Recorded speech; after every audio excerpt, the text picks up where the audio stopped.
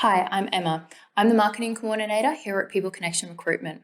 I'm here to talk to you today about personal branding and how to best present yourself in an elevator pitch to get you on the way to landing an interview for your dream job. Your prospective employers are looking to see and hear why you are the right person for the role. According to a LinkedIn survey, 79% of hiring managers said that video presentations are more important than ever when vetting for candidates. And 61% of candidates themselves said that a video presentation is like the new iteration of a cover letter. Your CV can help present your skills, but a video presentation is there to present who you are and to let prospective employers get to know you a little better. So what makes a good video presentation? So top tip number one, don't beat around the bush. Your presentation should be no longer than about 60 seconds. And if you fail to captivate your audience and get your point across within about 10 to 20 seconds, it's likely you've lost them. Begin with a compelling hook. Be brief but articulate. You want to start off with one sentence that speaks to who you are, what you do, and what value you would bring to a team. So how do we do this? I help X achieve Y by doing Z. This is a great tool to use to structure your first sentence.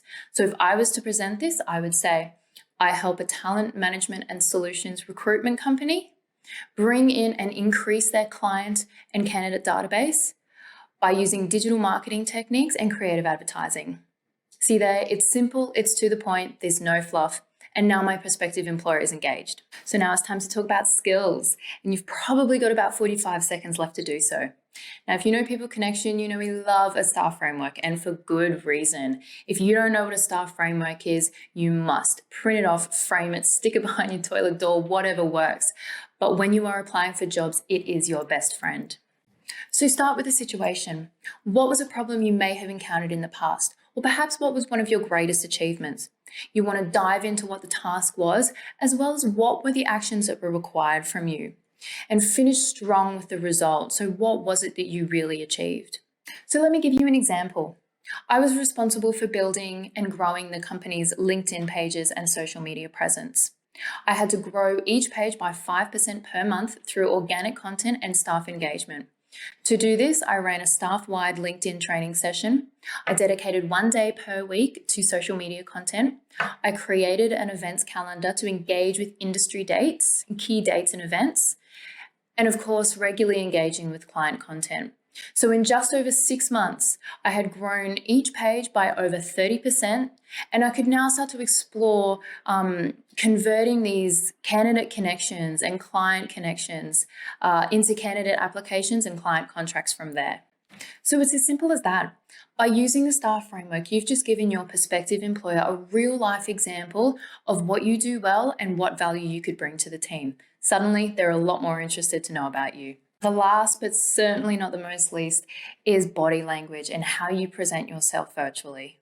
Now, if you've seen Little Mermaid, you too will probably be visualizing Ursula talking about the importance of body language. Now, completely different context, but she's got a point. According to experts, 70 to 90% of communication is actually nonverbal. So what does this mean for your video presentation? Smile. Don't be afraid to smile when you speak. You want your personality to come across naturally and effortlessly. Use expansive gestures to help get your point across. And posture. Now, it's so easy to forget when you're really consumed about what you're saying, but don't forget, just sit up straight, comfortably, but confidently. Now, the last thing is eye contact. You want it to seem as though you're sitting in the room looking at that person face to face. Now, it's so easy, I know, when you're recording virtually to just look at yourself on the screen, but my top tip is actually cover the screen with a page so you're not tempted to divert from where the camera actually is. Otherwise, we're going to be talking like this, and it's not as intimate as if you were face to face. You want to be looking directly at the camera. So there you have it.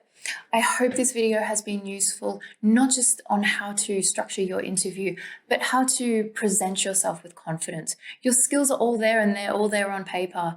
These video introductions are just about being natural and confident and presenting your personality so your prospective employer can get to know you better. Good luck.